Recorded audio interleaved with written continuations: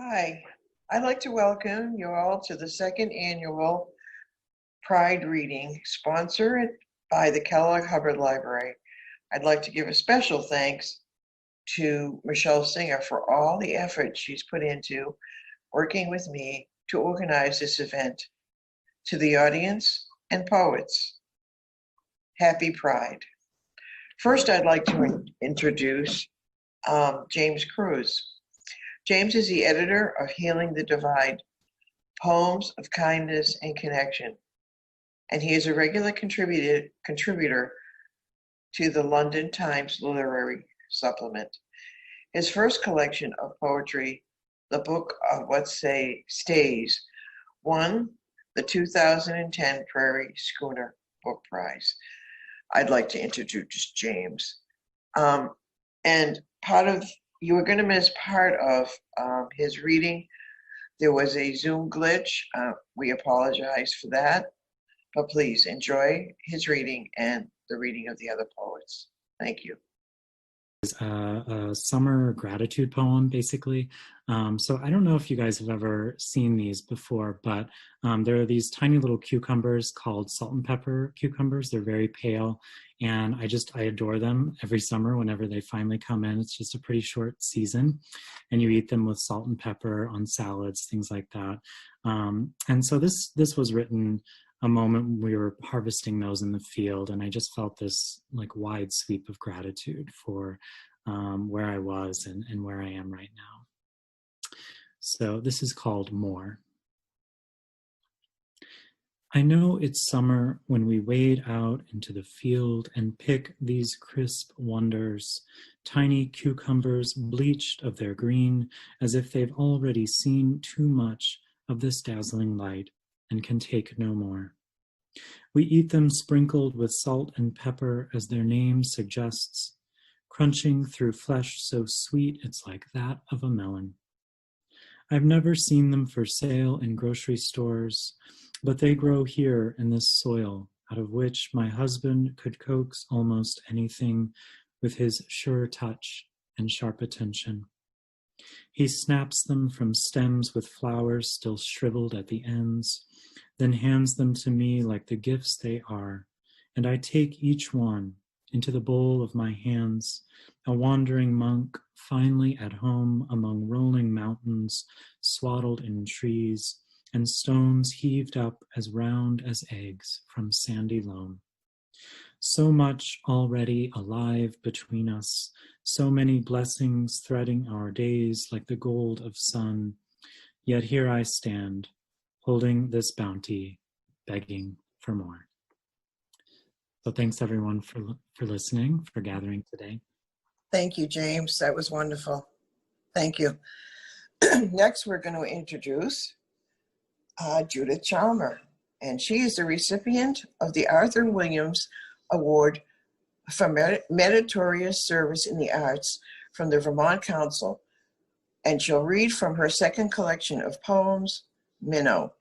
She currently serves on the Board of Vermont Humanities and lives in Burlington with her partner, Lisa. Welcome, Judith. Thank you so much. Thank you, Linda, for organizing, Michelle and the Kellogg-Hubbard Library for organizing.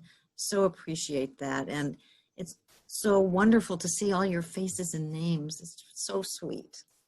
James, I loved hearing those. Your poems just, beautiful detail and beautiful thoughts. So I'm going to be reading from my book, Minnow, which was published in February by Kelsey Books. If you'd like it, you can order it from Kelsey, K-E-L-S-A-Y, or from any local bookstore. You can also get it on Amazon, etc. As you can tell from the title and the cover, it's a book that's sort of steeped in natural detail. And most of the natural detail is derived from public places, state, municipal, national parks.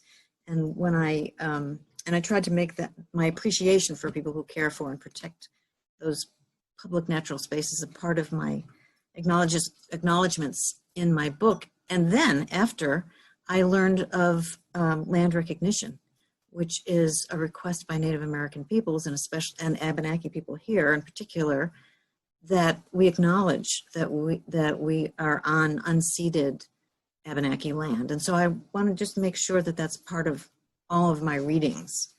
The book is dedicated to Lisa, my love, my spouse, and the natural world and that love is intertwined through the whole book. And it is also my hope that it's a celebration of the place of our love in the natural world. So I'm going to start with the poem that's going to take us on a quick week-long journey through a park. Daybook.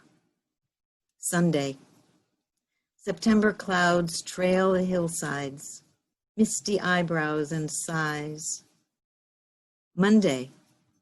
Pancakes a little burned, gold leaves spend all their luck on scent. Tuesday. You, a splash of yellow, you, the sun in the brook, our legs twined like branches. Wednesday, the dog lolls on the rock, ducks murmur to the reeds, layers added and shrugged off. Thursday, the tall reeds cupping their hands, the fire sputtering awake, quiet path to the bathhouse. Friday, the last hour of the day with its heaving, its hike, everything thrown together. Shabbat, skin softly wind-washed, tinted and warm, my soul untaught, bashful and surprised. The next poem is a sequence of 10 very short poems that were part of a longer sequence that was part of the Flynn Center's celebratory performance of the 40th anniversary of the Stonewall Uprising, and was also part of an exhibit at the Men's Room and the same year with drawings by Marie Lepre-Grabon. Covers thrown. The gentlest bite. Pear juice runs wild on my tongue. Morning bed still warm. Tracing deep circles, seconds go by. Fingers still amid the blossoms. Gravely glancing down, the first bud lifts one petal. Those close can't hold back. Rising from dense leaves, you may see these buds or not. They will feel your touch. Later, steeped in work, morning returns. A breeze stirs. Covers thrown, you stretch. Hip pulled out of joint, the aging lover rolls flat. Old gate, part busted. Early summer, dear light melting over the grass. You completely kissed. Slowly, the tension leaves my hips to remember dawn. Morning gates flung. Still dripping, you step from the tile to oil, palm, touch, rosy, utterly. Summer dusk deepens. You draw me to the window. Moon slipped from its gown.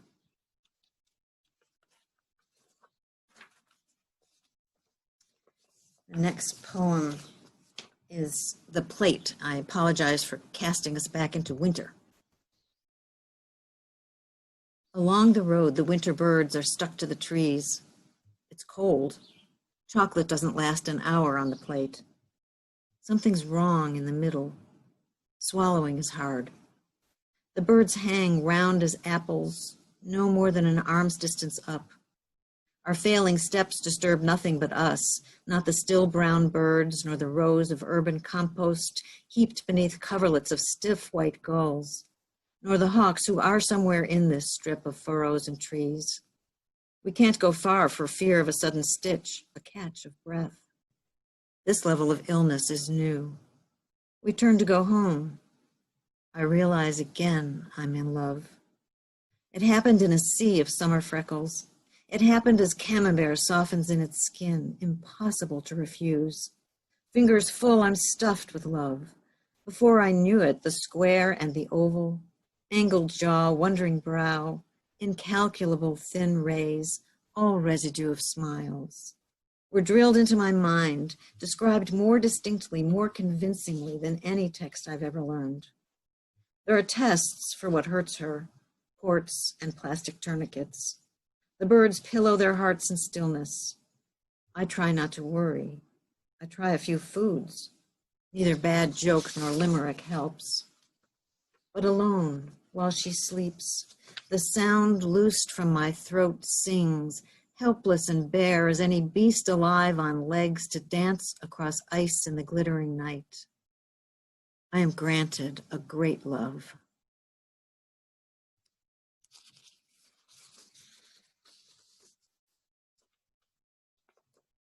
Now to the shore. Get away. Descending the dune, sand fine and deep as snow. There is comfort in being no one known. There is so much sky, and there is walking the edge, 1 foot above, 1 below, 2 women weathered to a crinkling love. There's the luck of aging. A whole seashore empty but for us, the plummet, and wings bursting back out. Last night I watched your face above the comforter, knitted cap half on, half off, your cheek flushed in firelight, your eyes tender toward the page of a book. There was a time, summer dusk, when the children screamed, scaring themselves again and again until they were hushed, and the rituals of tooth and towel began. There were the 2 of us, summer and winter, padding down paths. In this sweep of sand, we sink with each step, and our lives, comfortingly small, go on, bundled in our shells like beetles scaling the rim of a bowl. What stays beneath the surface, the ocean won't tell. Not much crawls out to meet us. Perhaps a nervous shoreline skitter, something upsetting the seaweed piled with stones. But there, not far into the waves, is something we think we know. First a nose, then whiskers and curious eyes. At night, the tips of our noses ride the pillows, and our eyes deep under search again, and wait to follow. And the last poem I'm going to read is The Climb. We're that couple standing at the edge, debt, second breakfast, a generous shimmer over appalling depth. Shorebirds, sinking heels, sequences beginning to fail. Today, drowsiness dogged me. We rose early. Then, try to remember. Slowly, a picture, a zigzag stairway up from the beach, and that's it. Here the banked cloud hovers over the spray, the grass so young it pokes up peacock blue against the grainy past. This is the sepia and the magic ink of aging, the moment beyond recall. My mind increasingly blank. Well, I reason, who would fuss? Face out to the shore with you, reading in a chair. The cloth rim of your hat, a tender curve around everything. Yes, I remember. The climb up sweet hillsides, your body over mine and under. Salt Cove behind your knee, a great guffaw of our play. And just today as we passed, the breeze picked up a few shoots on the dune, turquoise in the sun and silver.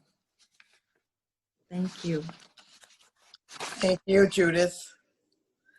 Next, I would like to introduce Holly Painter. Holly Painter teaches writing and literature at the University of Vermont. Her first book of poetry, Excerpts from A Natural History, was published by Titus Books, and her chapbook, My Pet Sounds Off, Translating the Beach Boys, just came out in May from Fishing Line Press. Let's welcome Holly. Hey, everybody. Thank you so much, Linda, for that introduction, and thank you also for all the organizational effort you put into this, Michelle also, and thank you all for making time this Saturday evening to come and listen to poetry. Special shout out to Ali Beam in the living room, who's watching. So as Linda said, I have 2 books First is excerpt from a natural history, which was published in New Zealand, so your best bet really is Amazon. And then my new one is My Pet Sounds Off, which has got a nice sort of summer landscape here. I'm not going to be reading from either of these tonight. Instead, I've chosen a selection of kind of more autobiographical poems that span a real range of time and are very queer. So they're on my computer. So I'm going to do the awkward thing where I kind of do the teleprompter. And I'm like reading while looking at you. So the first one is called Assembly. Assembly. Who knows how to do a push-up? I need volunteers. Jumping Jack jogs around the stage as he talks.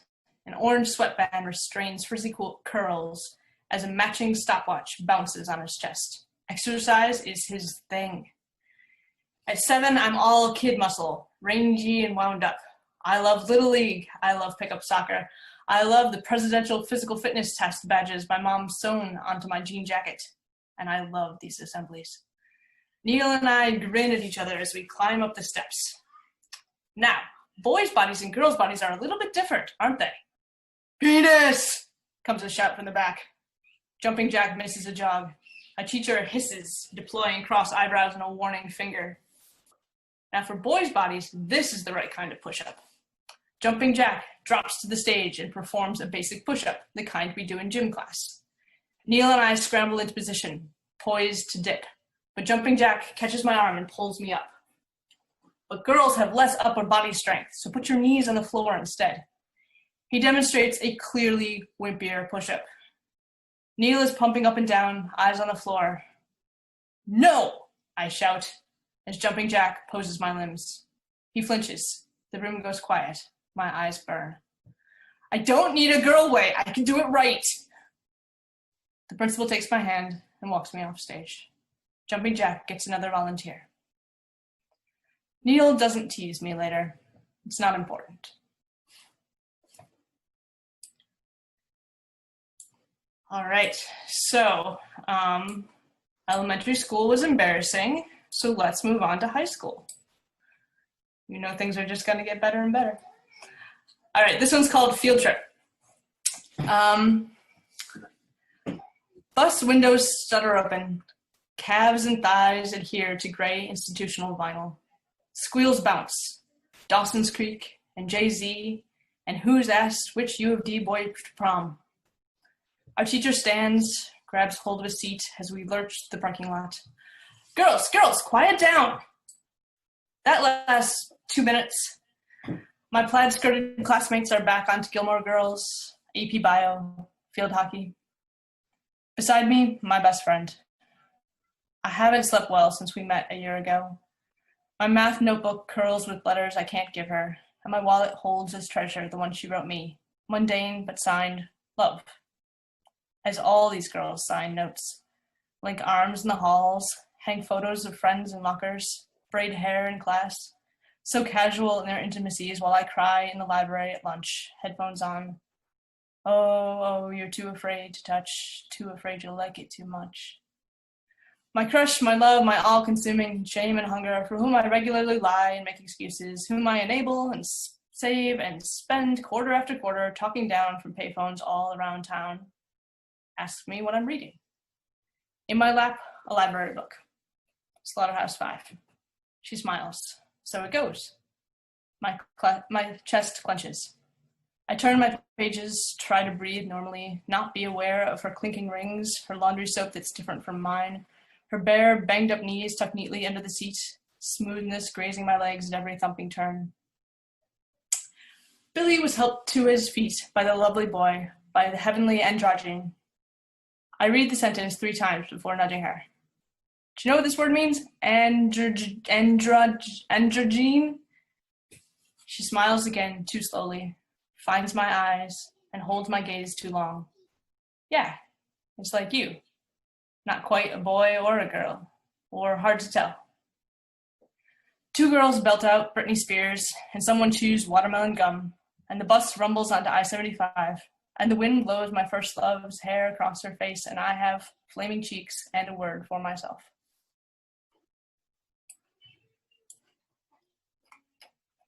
Okay, so I have a lot of my poems happen in cars, on buses and things. I'm from Metro Detroit. I feel like that's normal. So this next one is called To San Francisco with Paul. For a bit of context, Paul refers to my roommate when I was in college. And he is also now a poet, Paul Legault, in New York City. So, To San Francisco with Paul. We abandon our vertical sea salt Legoland in a honking, steaming, close-cuddling profession of backlit raindrops trickling down too few finite rivulets. Foot breakbound, I jabber. Paul nods, flits to another station, trains his camera to the top of the Aeon Center. Zoom, scan, pull back, looking for jumpers. None today, but he keeps skimming. US Bank, Wells Fargo, no.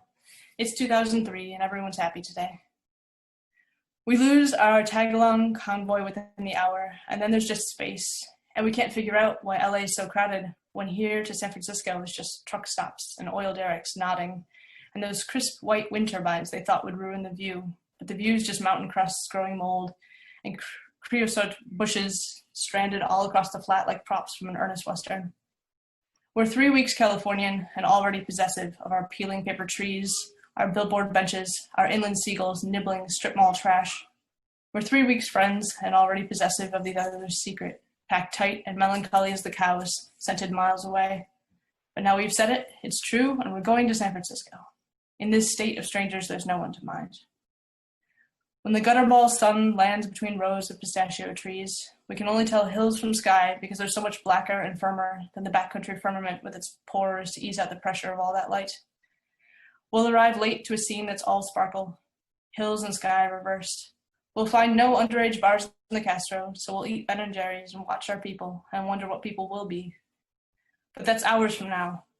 We pull off for gas station tacos and sit in the forecourt, dribbling salsa and beans on our dusty flip-flops. We have no people yet, Paul and me, just each other and the hope that there's no God to mind.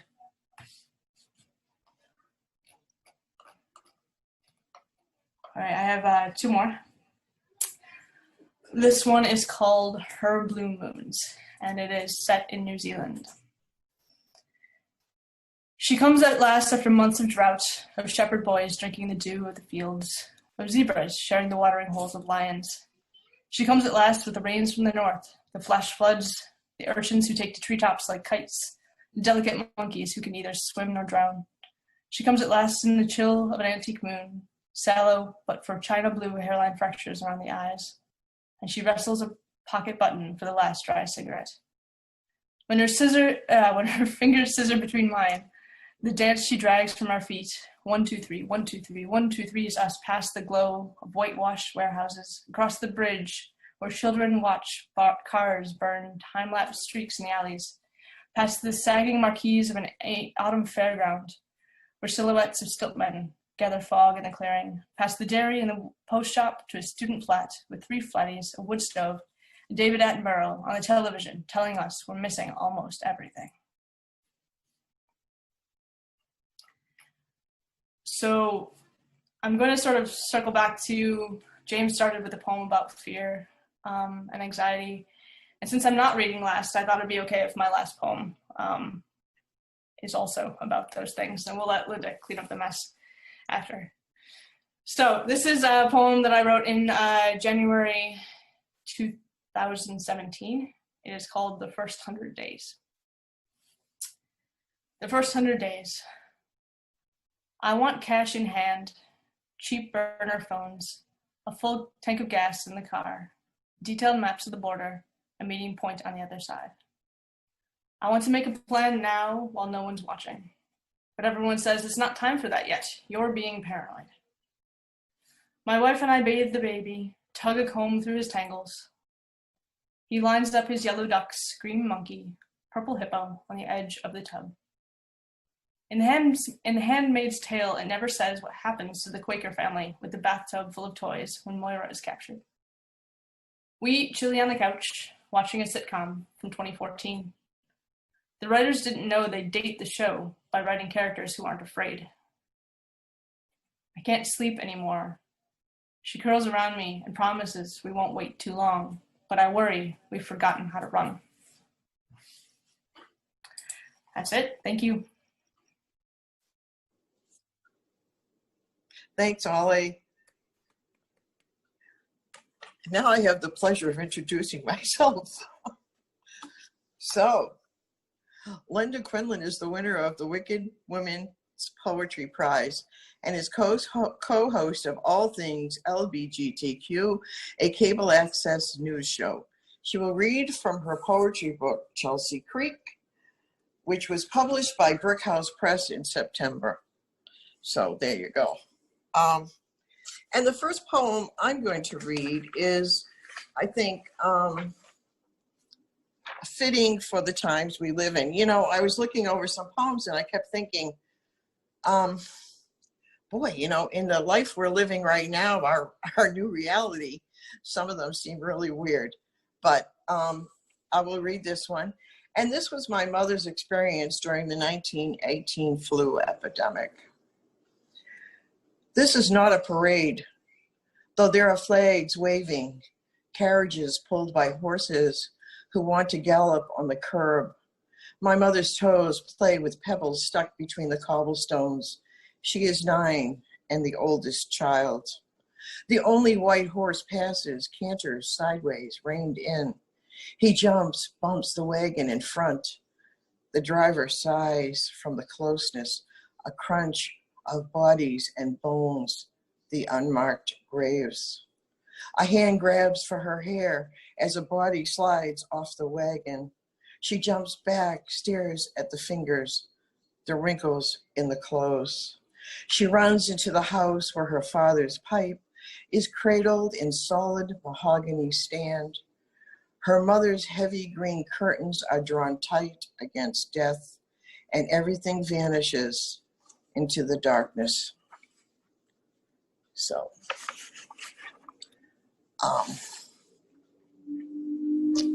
and next I would like to read kind of another apocalyptic poem, which is called After the Flood. And let me see, it's on page 20, okay. And this is about, well, it takes place in New Orleans. My partner and I lived there for 17 years. And so it was after Katrina. I also want to explain that there's a line in this called second lining, which is, if people don't know what this is, it is like when people are playing blues or jazz or a death march, or, you know, you see people with like handkerchiefs that are going like this, or umbrellas that are going like this. That's called second lining. So it is in this poem, After the Flood. She died after Katrina, her lungs filled with fluid, not from the flood alone, but from the coughing of toxins and fallen houses. Her only son crushed under a car the very day we walked in City Park, where the backwash of swamp ran into concrete lines as stiff as flowers around a coffin. There could have been alligators lumbering from live oak to the bayou, where symbiotic Spanish moss tangles in the branches it suffocates. But for the moment, there was only us, saying life was good. Between the white columns of the art museum, a Black woman with an umbrella is second lining, all by herself, to imaginary Zydeco or the blues. Her rhythm in step with ours, I can almost hear the metal washboard sounds slipping away. I wish I had touched her shoulder or seen the universe wink. This was our moment. It was, and then it wasn't. And this is a poem about my favorite aunt, and people have heard this if they've, you know, some people have maybe and some haven't.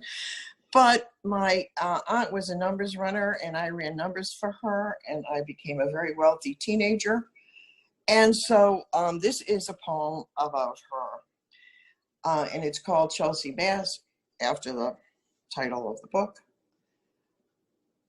Thin as her February birth, my Aunt Evie swayed with every half tone, the spontaneous steps of a child living outside Newfoundland, the fishing village of her family's past.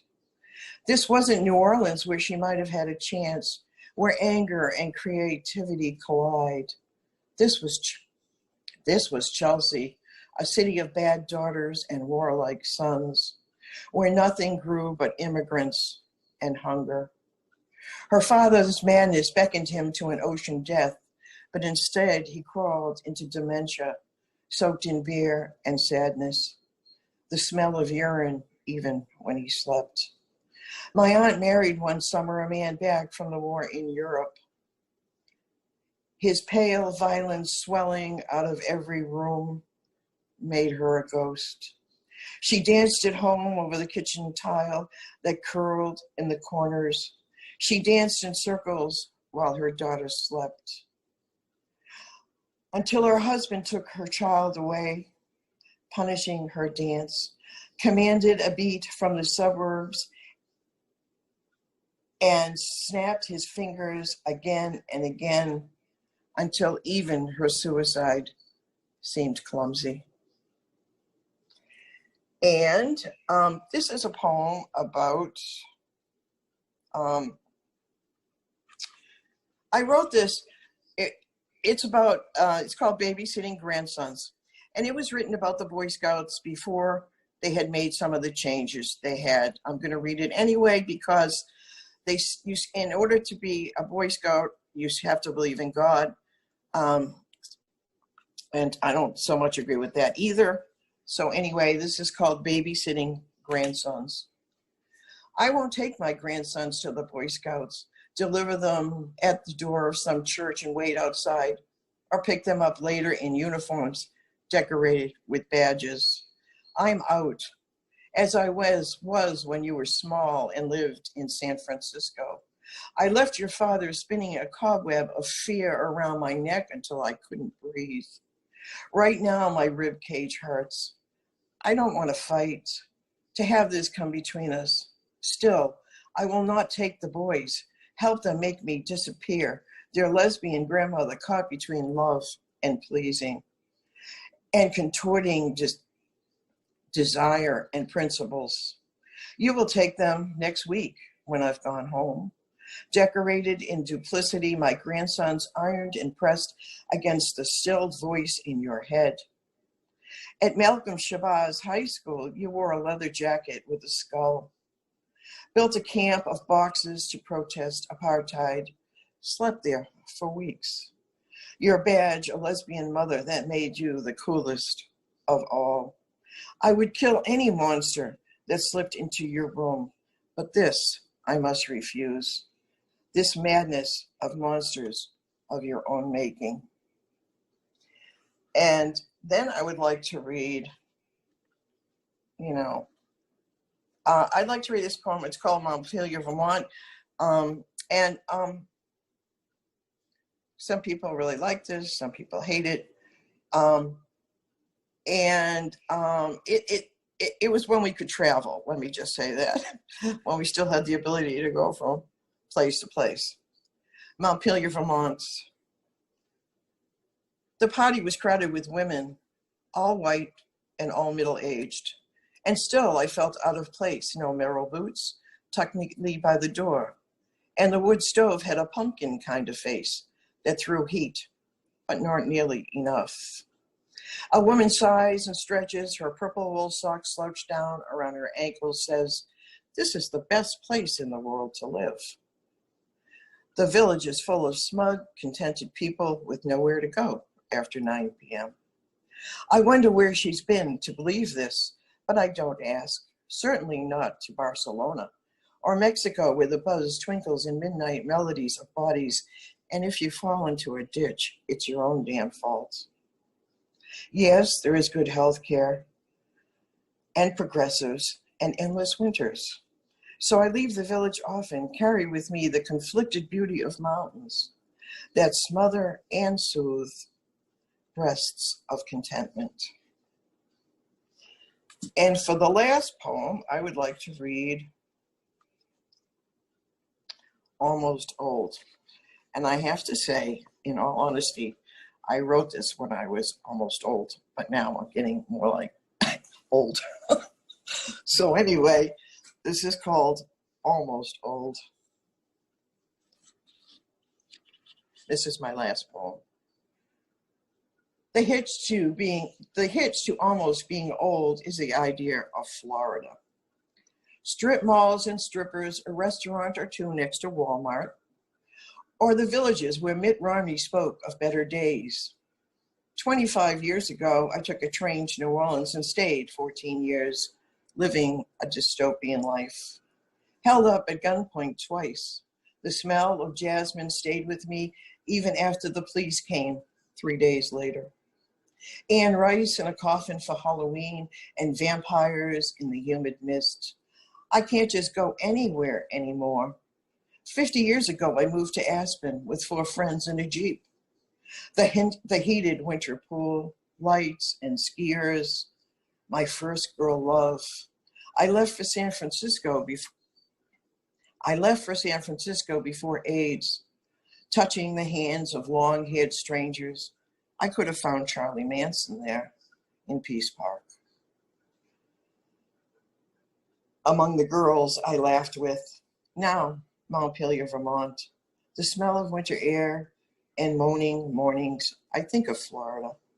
Take a nap, reliving times with old friends and saying final goodbyes, words I might have forgotten. Thank you.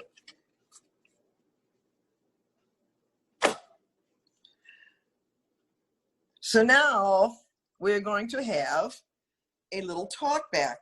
I hope Michelle is here because I can't really see everybody and I can't see hands that might be raised to ask questions. So if anybody has any questions, you could try raising your hand. If that doesn't work, you can just shout out, I guess. So if anybody has any question, please feel free.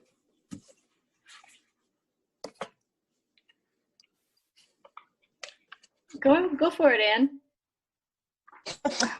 I'd like to ask, thank you very much for a wonderful evening. Each of you write lovely poetry, each of you. And I'd like to ask each of you about influences. Who influenced you? Who or what has influenced you?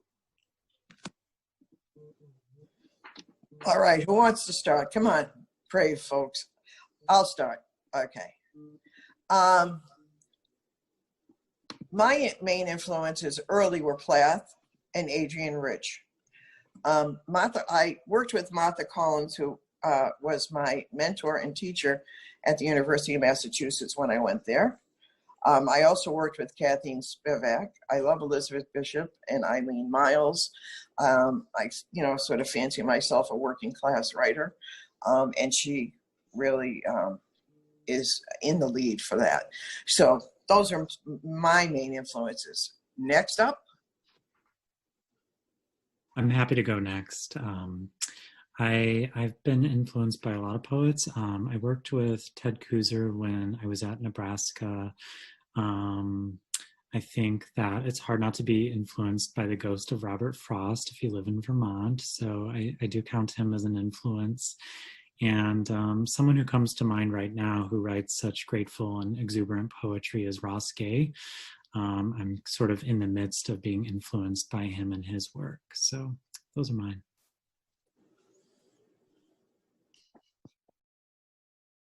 Judith?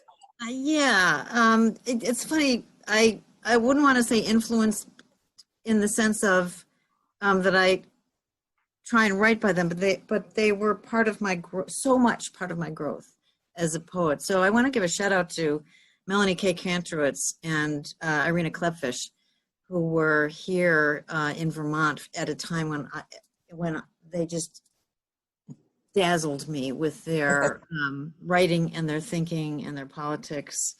I also love Marge Piercy. I was studying at Vermont College when Mark Doty was there, and he was just amazing. I think in terms of naturalists, I've been, Annie Dillard, I just fell in love with her early on, and have been reading Kathleen Dean Moore.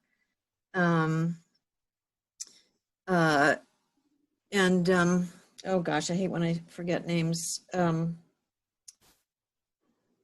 I'll just have to save this one for another time. You all know who she is. And yeah.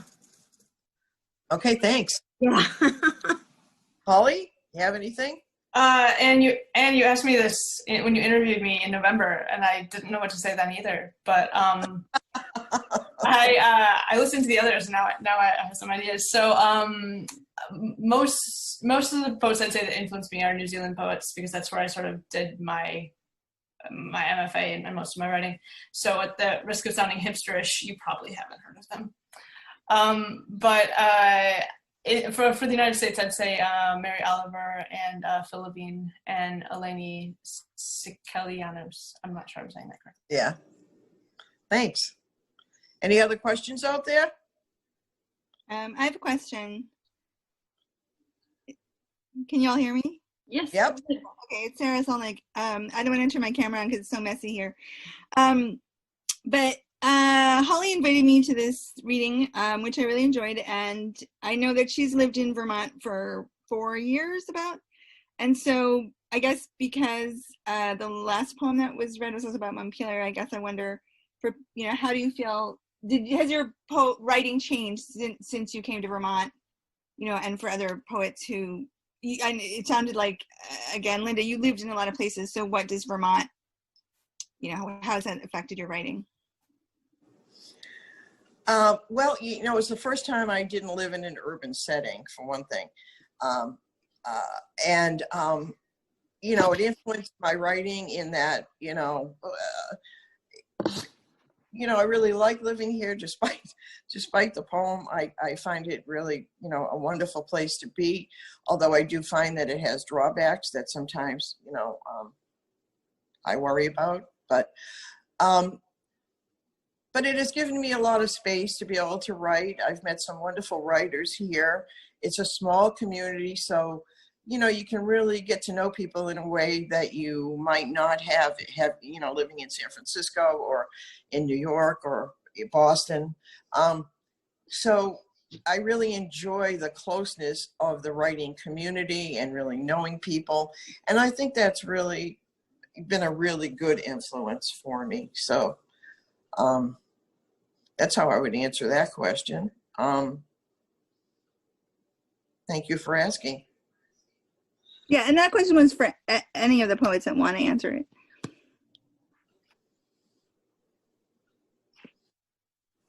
I'll take a stab at that. So I think that for me, I would echo what Linda was saying about the community.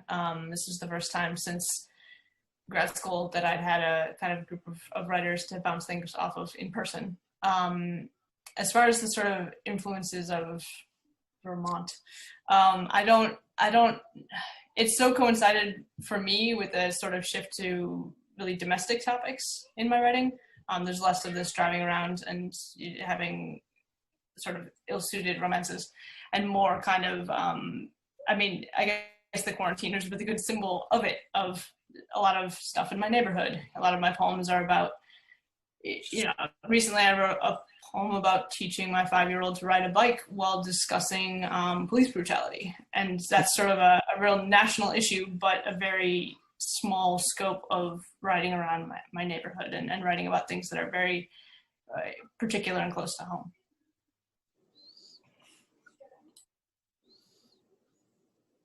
Any other questions? Answer? I'll take a stab at the Vermont question, because it does really affect my writing. And that when I came here, I was awed by the natural world and didn't come from a culture. I came steeped in Jewish culture. I still am steeped in Jewish culture.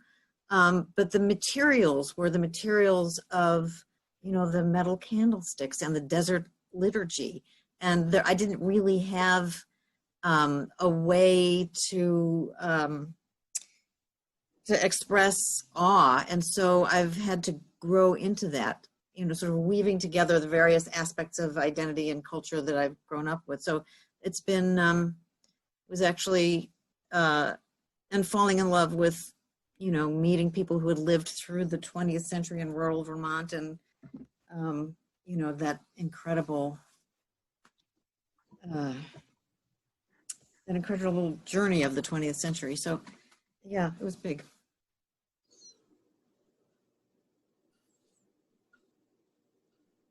Any other questions out there? Christy?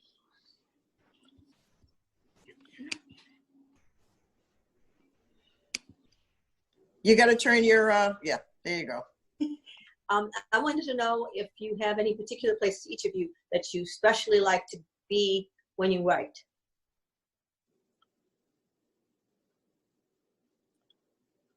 Okay. I like to, where you like to write? Yeah, like where's the place? I write it at home in this little corner that I have that's about the size of a closet, filled with Anne's books.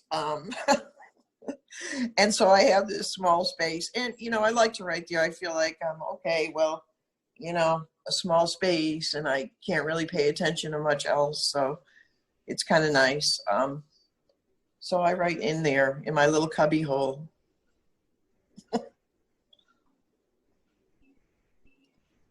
Yeah, I can write anywhere that's quiet and private. I usually tend to write well after a long walk in nature. So, after a walk or hike in the park, usually a couple of lines are just kind of knocking around my head. And so I try to go somewhere, even just in the car, and just get those down and see what they want to be. So I can write anywhere, but usually spending time in nature somehow gets things going, or just moving somehow.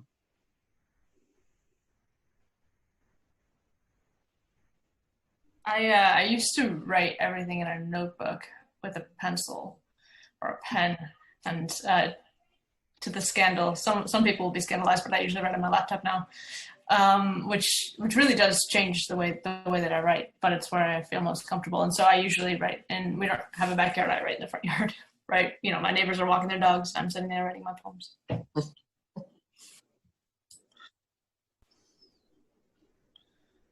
Any other questions out there? Thanks, Christy. Susan Marie, you're up.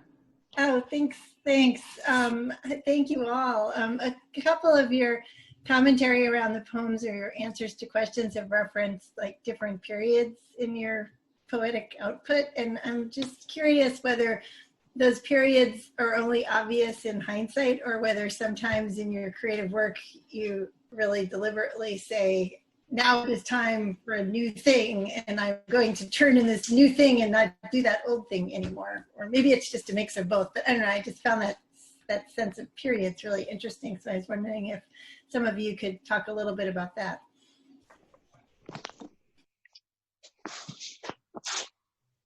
I have some clear, I have written a number of sort of project manuscripts that are maybe a little bit on the gimmicky side, but I like setting myself weird tasks. So like my Beach Boys book is very distinct. There was the time, which was about 7 years ago, that I wrote these poems, and they were about the Beach Boys. And then I've recently written a book of, hasn't been published yet, but about cryptic crossword poems. And it's a very particular form that I've invented. And so it's easy for me to sort of delineate, now it is cryptic crossword time, now it is Beach Boys time. But the more autobiographical stuff, I just kind of write whenever it comes to me, and that can be any time, and then I later try and figure out what it goes with.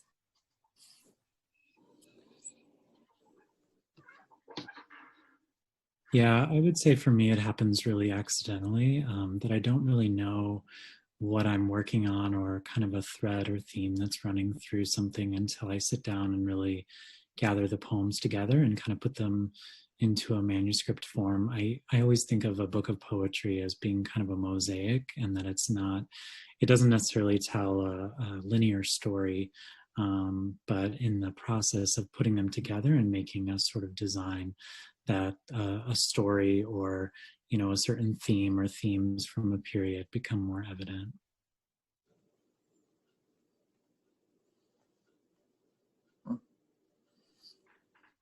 Rachel, did you have a question? Yes, I do.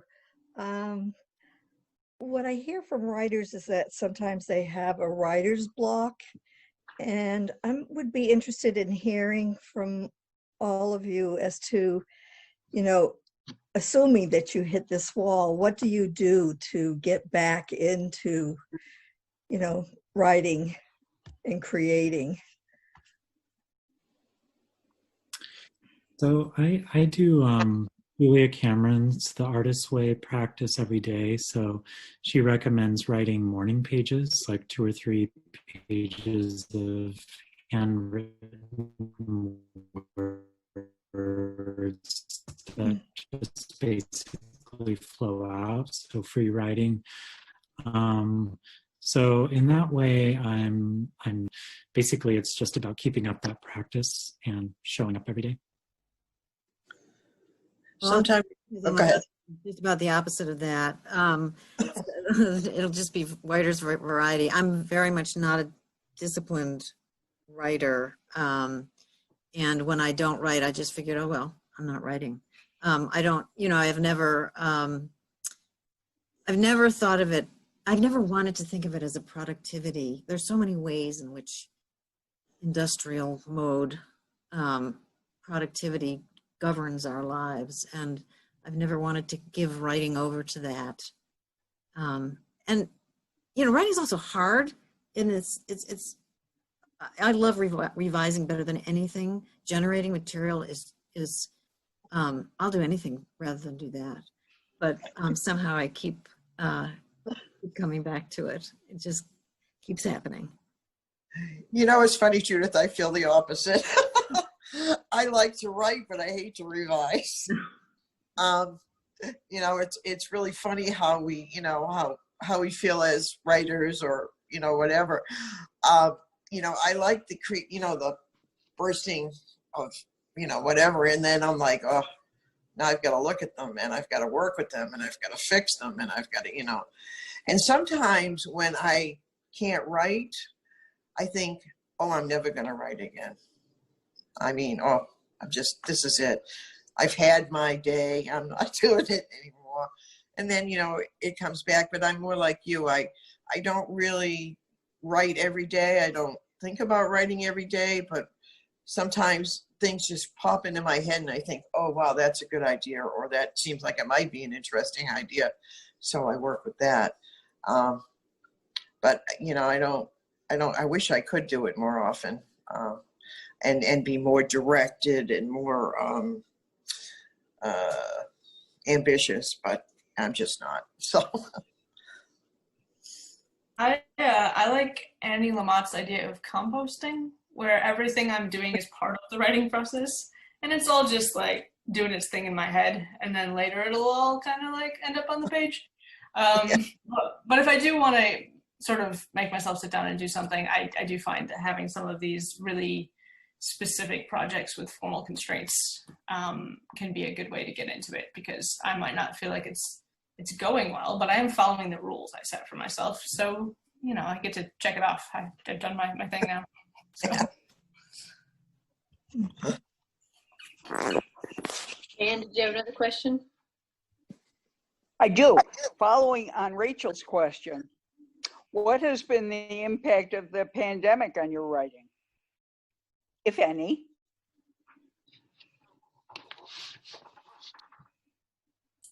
I'd love to start with that.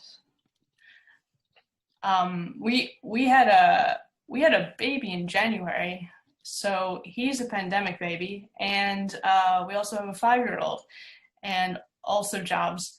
So I have written 2 full-length poems since the beginning of the pandemic, and I don't really see my productivity really rising from there. it's gonna be a while, I think. So it's all composting. It's working on composting. I've had some difficulty writing during the pandemic. You know, I feel myself very distracted. You know, I'm either watching the news or I'm obsessing about one thing or another. And, you know, so I found it a little more, you know, a little more difficult. It just, I don't know, it seems out of worldly. And also it feels like whatever you write is kind of like, well, if you're not writing about the pandemic and how awful it is, you know, what is there to write about? You know, so I'm struggling with that personally. I think I will pass through it at some point, hopefully, but I agree, Holly, it's really hard to, you know, keep going.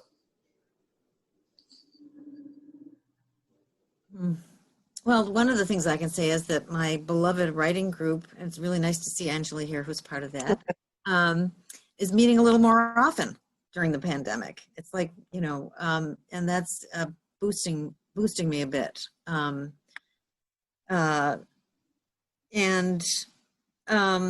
also want to, when we think about the pandemic, I also want to talk about the pandemic of racism. And so in terms, this is more about the ways that reading is part of writing. And that is that I have been wanting to learn more about, since I've been writing nature writing, I want to learn more about African-American nature writers and environmentalists. And so that's been, you know,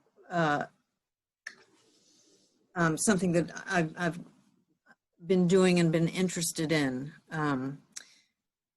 part because I think that one way I could look at my book is wandering around in public spaces in safety derived from white privilege. And, you know, I wanted to ask myself, well, what is an authentic response to that? And that authentic response is learning. So, and reading. So anyway, that is to me really related to a question about pandemic. Yeah, I appreciate what you're saying, Judy. You Yeah. know, I'm thinking and feeling through some of the same things, that the way I move through the world and, you know, relate to the land, and even just, you know, walking around my community in safety derived from privilege. And, you know, I would say that I've been blessed with a lot of time too during the pandemic, but that hasn't necessarily led to a lot of productivity or, you know, so many more poems produced, because one of the products of this time that we're living in, pandemic and racism and everything combined, has been so much fear and anxiety, and that always gets in the way of the creative process. But I have noticed that the more time I spend online and reading the news or watching the news, the less I write. So there seems to be a correlation there. Yes, I agree. Okay, I think we could